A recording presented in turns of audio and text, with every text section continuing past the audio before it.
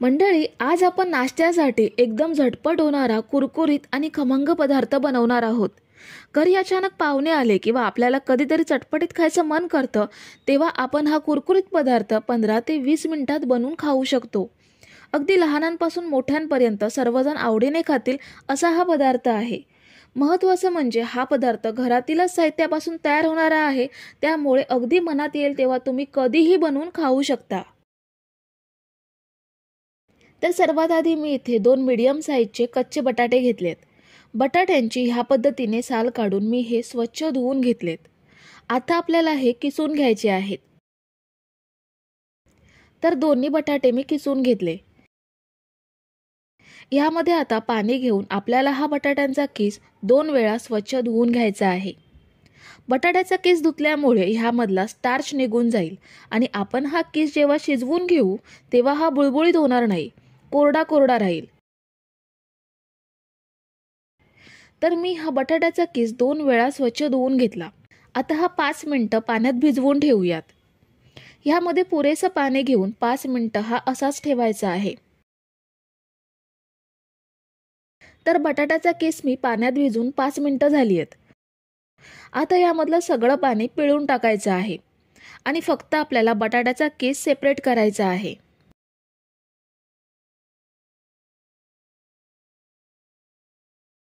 तर हा बघा, संपूर्ण बटाट्याचा किस मी पाणी निथळून काढून घेतला। आता एका खोलगट पॅन मध्ये आपण 2 चमचे तेल घेऊयात। तेल चांगलं गरम झाल्यानंतर ह्यामध्ये अर्धा चमचा जिरं घ्यायचं आहे। पाव चमचा हिंग घेऊयात। 2 हिरव्या मिरच्या बारीक कापून घेतल्यात। कढीपत्त्याची पाने सुद्धा आपल्याला बारीक कापून घ्यायची आहेत। 1 इंच आलं मी किसून घेतलंय। तुमच्याकडे जर आल्याची पेस्ट असेल तर ती सुद्धा तुम्ही ह्याऐवजी घेऊ शकता। आता हे सगळं तेलात आपण छान परतून घेऊयात। साधारण मिनिटभर आपण हे परतून घेतलं। आता यामध्ये बारीक चिरलेला कांदा ॲड करूयात। मी इथे एक मीडियम साईजचा कांदा बारीक कापून घेतलाय, तो ॲड केला। कांदा सुद्धा तेलामध्ये फक्त 1 ते 1.5 मिनिट एवढाच परतून घ्यायचा आहे। खूप जास्त लालसर होईपर्यंत परतून घ्यायचा नाहीये। कांद्याचा थोडासा कच्चेपणा राहिला पाहिजे।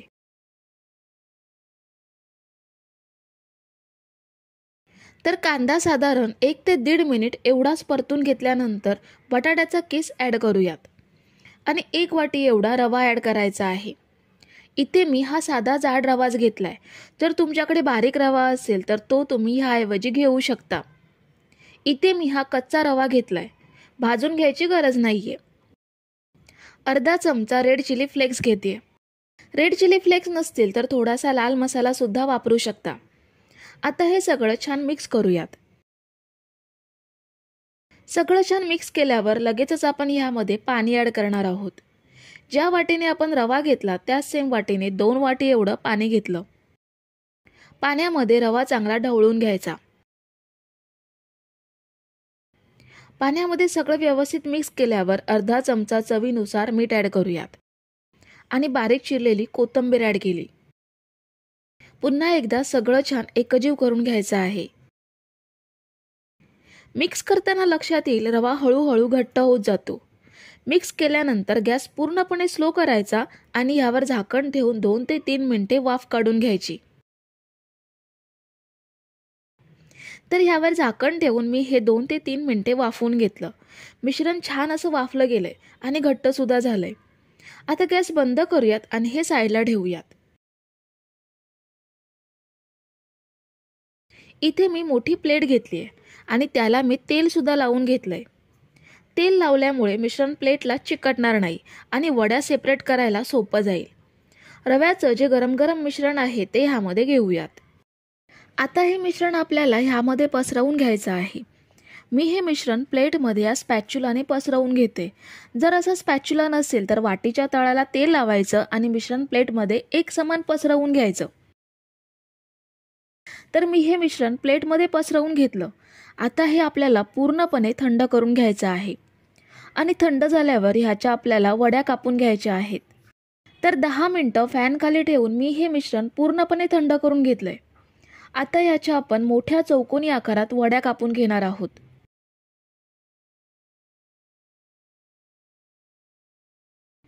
चौकोनी कापून घेतल्यानंतर हे चौकोन आपल्याला ह्या पद्धतीने कापून घ्यायचे आहेत, म्हणजे ह्यांचा आकार लहान त्रिकोणांसारखा होईल. किंवा तुम्हाला जर चौकोनी आकार ठेवायचे असतील तर तुम्ही असे सुद्धा ठेवू शकता. तर मी हे सर्व चौकोन मधून कापून त्रिकोण करून घेतलेत. आता हे मी तुम्हाला एक एक पीसेस बाहेर काढून दाखवते. हे बघा, अगदी सहज हे प्लेटपासून सेपरेट होत आहेत. प्लेटला तेल लावल्यामुळे हे पीसेस अगदी सहज प्लेटपासून वेगळे होतात. सगळे पीसेस आपण प्लेटमधून काढून घेऊयात. तर हे बघा, पीसेस मी प्लेटमधून काढून घेतले. आता हे फ्राय करून घेऊयात. तर इथे मी कढईमध्ये तेल घेऊन तेल चांगलं कडकडीत गरम करून घेतलं. हे पीसेस आपण तेलात सोडूयात. पीसेस तेलात सोडताना तेल चांगलं कडकडीतच गरम असलं पाहिजे. पीसेस तेलात सोडल्यानंतर सुरुवातीचे 2 मिनिटं तरी आपण ह्याला चमचा किंवा झारा लावायचा नाहीये. तेलात यांना सेट व्हायला द्यायचं. आणि हे पीसेस आपल्याला मीडियम टू हाय फ्लेमवरतीच तळून घ्यायचे आहेत. 2 मिनिटांनी परतून आपण हे सोनेरी रंगात तळून घेऊयात. रवा आणि बटाटा शिजलेले आहेत. आपल्याला फक्त हे पीसेस वरून कुरकुरीत होण्यासाठी लालसर रंगात तळून घ्यायचे आहेत. तर पहिली बॅच आपण छान सोनेरी रंगात तळून घेतली. आता शिल्लक पीसेस सुद्धा असेच तळून घ्यायचे आहेत.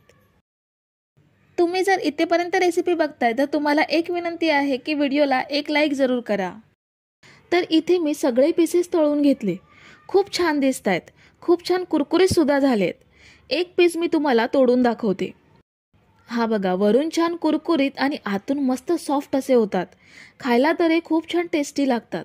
संध्याकाळच्या चहाच्या वेळी खाण्यासाठी तर हा उत्तम पर्याय आहे. तर मंडळी, रेसिपी कशी वाटली हे कमेंट करून नक्की सांगा आणि व्हिडिओला न विसरता लाईक करा. रेसिपी तुमच्या मित्रमैत्रिणींसोबत शेअर करा आणि चॅनलला सबस्क्राईब केलं नसेल तर लगेच सबस्क्राईब करून घ्या. थँक्यू.